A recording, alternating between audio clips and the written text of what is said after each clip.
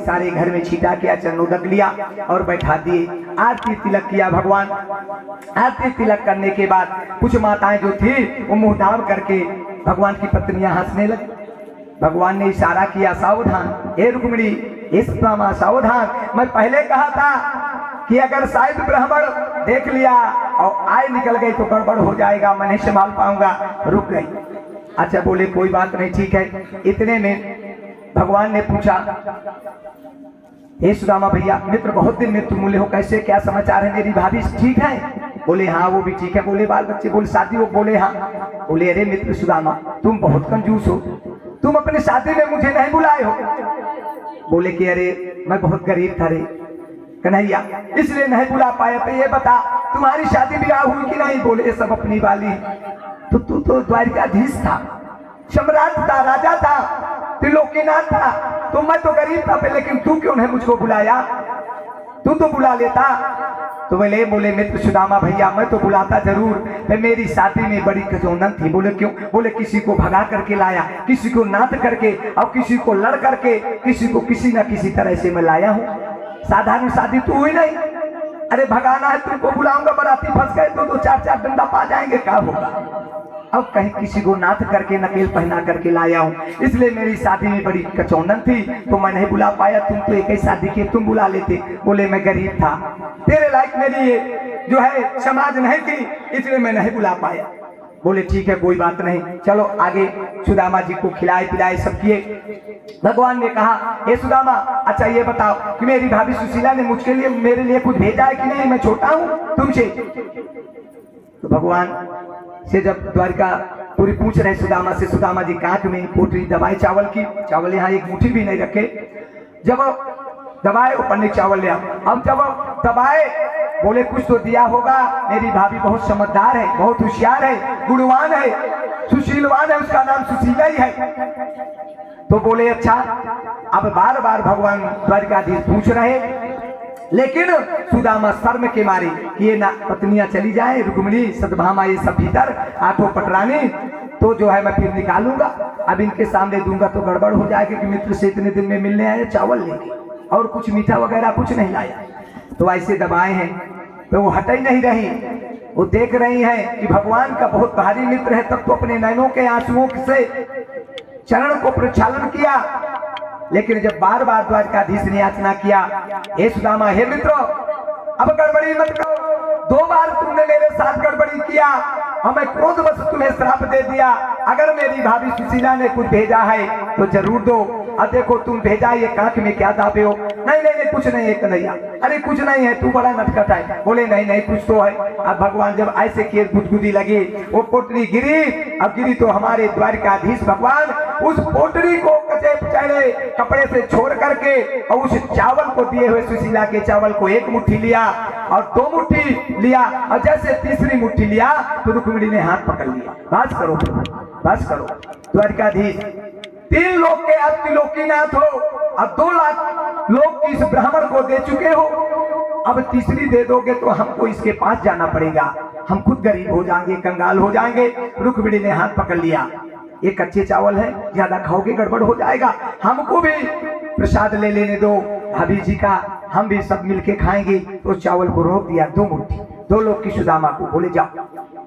अब जब मिल गई, अब इधर भगवान ने विश्वकर्मा को आदेश दिया, बुलाए, बोले जाओ विश्वकर्मा। अभी सुदामा को कुछ नहीं दी, सुदामा बैठे तैयार हो गए, सुंदर आभूषण वस्त्र पहना दिया भगवान द्वारिकाधीश, अपने वाले वस्त्र राजाओं वाले। अब सुदामा बैठे बार बार कह रहे द्वारिकाधीश हे कन्हैया मैं चलूं? बच्चे वहां मेरी आसरा में होंगे, पत्नी भी आसरा में, बहुत दिन हो गए, अब मैं चलूं? भगवान बोले चलो ठीक है कोई बात नहीं। सुदामा फिर पड़ जाते, भगवान फिर भीतर गए। जब आ गए भीतर, सुदामा सोचे कि अब जरूर ये कुछ पैसा वैसा लेके आए। तो सुदामा कहते हे द्वारिका हे कन्हैया हे गोविंद, अब मैं चलूं ना? लेट हो रही है। भगवान ने कहा ठीक है चलिए, हाथ फैला।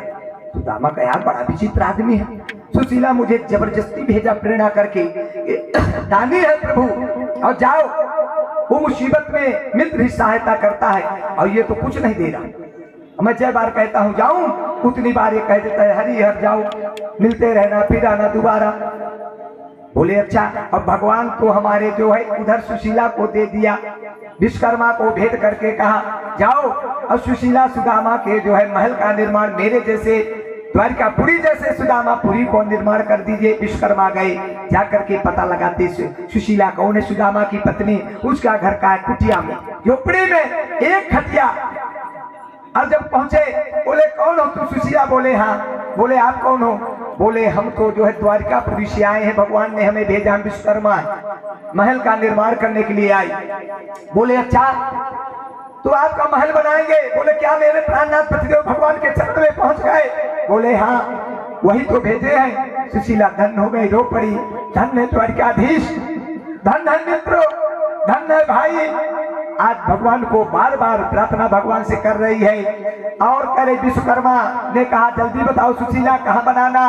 धन हो माता सुशीला, इतनी जोरदार, ध्यान देना माताओं आप भी कमजोर नहीं, इतनी जो है वो हृदय की जोरदार और हृदय करुणा भरी हुई सुशीला ने कहा है विश्वकर्मा अगर मेरे प्राणनाथ पतिदेव सुदामा भगवान द्वारिकापुरी के शरण में पहुंच गए हैं और वो भेजे हैं मेरे महल निर्माण के लिए, ते सुशीला अभागिनी गरीबिनी भले हो लेकिन मेरे पति का प्रसाद पूरे गांव को मिलना चाहिए। पूरे पहले गांव का घर बने, बाद में सुशीला का बनेगा, अकेले नहीं खाए। चाहती तो कह देती मुझे अकेले चाहिए। ये है धर्मवान, कुलवान, श्रद्धावान, भक्तवान। कहा कि नहीं विश्वकर्मा जाओ और उस भगवान के प्रसाद को पूरे गांव के पहले मकान बना दो सब नारी के, बाद में इस गरीबिनी का वो पूरे गांव को सुदामापुरी को विश्वकर्मा ने सजा दिया, बढ़िया महल सुदामा का भी बना दिया बाद में। अब जब वहां से चले भगवान बोले अब चलो, अब जाओ सुदामा। सुदामा ने कहा मैं चलूंगा, रुकूंगा नहीं। और भगवान सोचे कि अगर जब तक सुदामा जी नहीं घर पहुंचते हैं, भले महल का निर्माण मैं करवा दिया, सब कुछ करवा दिया, चाहे 2, 4, 10 साल हो जाए, वो अर्धांगिनी सुशीला इनकी पत्नी तब तक पानी भी ग्रहण करने वाली नहीं है। ये पति प्राणा सुशीला थी, तो कहीं उसके प्राणांत न हो जाए छोटे छोटे बच्चों के, इसलिए बोले जाओ सुदामा को भेजे। आज सुदामा चले, भगवान ने आते रहना जय हरिहर। अब कपड़े भी जो पहने थे, भगवान कहता है कि मैं जो दंड देता हूँ तो ये समझ जा भक्तों किस प्रकार से दंड देता हूँ। जो मेरे शरण में आ जाता है उसको चकाचक आनंद माला माल कर देता हूँ, जो आभूषण भी दिए थे उसको भी तुड़वा लिया। ये सुदामा तू गलती किया है तो तुझे मैं कौड़ी, एक फूटी कौड़ी नहीं दूंगा। भक्त तो सुशीला है जो मेरे भगवान के नाम का रात दिन जाप कर रही है, धर्मपति परायणा है, सब कुछ उसको दे दिया, कपड़ा उतरवा लिया सुदामा उसी भेष। अब क्रोध में आए, डंडा लेके बाहर निकले। तू क्या देगा रे, तू क्या देगा? जन्म भर दूसरों के माखन का खाने वाला, घर में चोरी कर करके मटकी फोड़ फोड़ करके चोरी करने वाला, दूसरे से लेके भीख मांग के खाने वाला, तू क्या देगा? वो तो मेरी पत्नी सुशीला नहीं मानती थी, मुझे भेजा, ये क्या देगा? खुद चोर है। अरे खरी खोटी सुनाने लगा। भगवान मुस्कुरा गए, जो दिए थे बोले जा मैं तुझे श्राप देता हूँ, जिस प्रकार तू मेरा हाथ किया है, कपड़ा पहना के उतरवा लिया, मैं तुझे श्राप देता हूँ कि तेरी सारी संपदा धन नष्ट हो जाए। दिया। जब ऐसे कहा तो जो दिए थे भगवान तो लोग की सब उड़ उड़ के आने लगे। भगवान समझ गए, अरे लगता है सुदामा मुझे रास्ते में श्राप दे दिया, गड़बड़ हो गया। भगवान द्वारकाधीश गर्गाचार्य को लेकर के दौड़ पड़े और प्रणाम किया, हे सुदामा क्षमा करो, क्षमा करो। और गर्गाचार्य जी को कहा उल्टा मंत्र पढ़ो और पूरी संपत्ति सुदामापुरी में चली जाए। फिर से गई, गर्गाचार्य मंत्र पढ़ के वापस लौटा दिए। सुदामा को क्रोध आ गया, श्राप दे दिया। भगवान ने कहा नहीं नहीं सुदामा तू गलती किया है मेरे साथ, इसलिए तुझे नहीं मिलेगा। अब जब गए सुदामा और वहां पहुंचे, महल का निर्माण सुदामापुरी, अब मिले पहुंचे गए। सुशीला मोटी तगड़ी हो गई। जिस आदमी के यहाँ गरीबी है उसका मानसिक तनाव टेंशन हमेशा बना रहेगा, कमजोरी रहेगी, दुबली। और जिसके पास धन दौलत पैसा चकाचक है, पैसा से भी आदमी के पास शक्ति आ जाती, सुशीला मोटी हो गई। अब जब सुदामा जी पहुंचे पहचान न पाए, बोले या तुम कौन हो? यहाँ मेरी कुटिया थी और पता नहीं क्या हो गया, कौन हो? कुटिया को भी ले लिया क्या, कब्जा कर लिया? सुशीला ने कहा तुम्हारे कहाँ खो गए हो, कौन? तुम्हें कुछ याद नहीं है? अरे मैं नहीं जान पहचान पाए। बोले नहीं। अरे बोली मैं आपकी अर्धांगिनी सुशीला। बोले सुशीला तू तो बहुत कैसे इतनी बड़ी मोटी ताजी हो गई? और ये मकान किसका?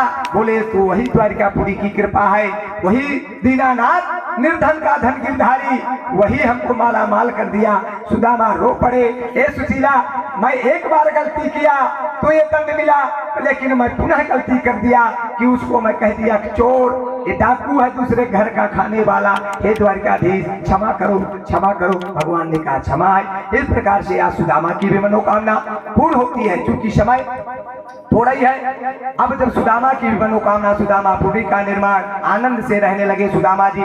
इधर का दृश्य जो है राजा परीक्षित को सूक्त जी कहते हैं। इस प्रकार से जब सुदामा की मनोभक्ति पूर्ण हो गई तो इस वंशी कुल बहुत बढ़ गई। बस 10 मिनट में बाड़ी को विराम।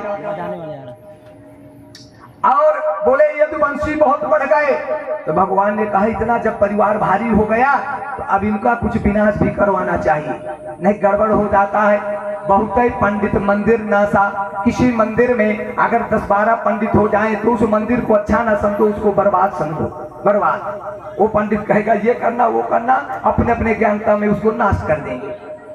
तो बोले यदि हमारा परिवार बहुत बढ़ गया है तो किसी ना किसी तरह से इसको समाप्त करना है, जरूरी भी है। और नहीं आदमी समझेंगे क्या ये मरना जीना लगा हुआ है, मृत्यु और जंग ये सत्य है, ध्रुव सत्य है। तो यदुवंशियों को समझाते बुझाते भगवान आकर के और यहाँ पर जो है वसुदेव जी भी आ जाते हैं और सब परिवार भरा हुआ वसुदेव सब समाज को लेकर के और भगवान का रुद्राभिषेक करते हैं। समाज को बढ़िया आनंद से उनको आदेश देते कि अच्छे से रहना, सब कुछ करना, पूजा पाठ में पूरे यदुवंशियों को लगा दिया, धर्म कर्म में लगवा दिया। यदुवंशियों हम बहुत भाग्यशाली हैं, धन्यवान हैं कि हमारे कुल में साक्षात परम परमात्मा ने अवतार लिया। हम लोगों के पुरखा ने बहुत बड़ी एक कृपा किया रहा होगा, बहुत बड़ा पुण्य किया होगा, तब ऐसे भगवान ने हमारे यहाँ जन्म लिया। आज इस प्रकार से वसुदेव भी, लेकिन एक बार ऐसा हुआ कि शाम जो है शाम गए, भामा के बेटा शाम गए और जा करके आज शाम के सब ग्वाल बाल इकट्ठा हो गए, मजाक करने की सूझी कि यार चलो आज संतों के परिहास किया जाए, संतों की परीक्षा लिया जाए कि संत सही है कि गलत है। ऋषि तो गए शाम के पेट में पोटली बांध दिया कपड़ों की और साड़ी पहना दिया, चूड़ी धोती बिंदी सब लगा के पोटली पेट में बांध करके और ले करके सब यदुवंशी हास्य करने संतों के पहुंचे, सोनका ऋषियों के पास। सप्त ऋषि सब थे कि इनकी परीक्षा लिया जाए और पहुंच गए मजाक करने के लिए सब यदुवंशी जी। अब विनाश की ओर, विनाश काले विपरीत बुद्धि, जब विनाश की ओर जाना होता है बुद्धि उसी प्रकार हो जाती है। आज शाम को नारी बना करके पेट में पोटली बांध करके पहुंच गए और 10-12 नारी बन गए और कहे जा करके कहते हैं हे ऋषियों, हे मुनिवर प्रणाम हो, ये अभी अभी नई बहू आई है हमारे वंश कुल में, अभी इसको 10 दिन आज 15 दिन हुए। बोले अच्छा तो क्या करे? बोले आशीर्वाद दे दो। ठीक है आशीर्वाद दे दिए और चले गए। अब कुछ दिन के बाद फिर रही, अब फिर आए, बोले अब परीक्षा लिया जाए, आशीर्वाद तो मिल गया। जब दोबारा आए कि बाबा जी आप आशीर्वाद दे दिए हैं तो लेकिन ये पुत्र वधू है अब इसके लड़का होने वाला है, तो हम आपसे पूछ रहे हैं कि बेटी होगी कि बेटा? शाम के पुत्र को पोटली बांधे, आज मजाक कर रहे संतों का परिहास करने के लिए आ गए, परीक्षा करने के लिए। एक दिन संत गए थे अजामिल के नगर में, तो गांव के बेधर्मी ने कह दिया कि जाओ, अजामिल बहुत धर्मात्मा है, जो डाकू था। बोले अजामिल बहुत धर्मात्मा, उसके यहाँ जाओ, तुम्हें पूरा प्रसाद भोजन सब मिल जाएगा, स्वागत सत्कार कि जाएंगे तो 4-4 डंडा अजामिल मार देगा। लेकिन जब गए वो संत अजामिल के यहाँ पुकारे, अजामिल नहीं था, वो बच्चा पत्नी उनकी थी, वो निकली। बोले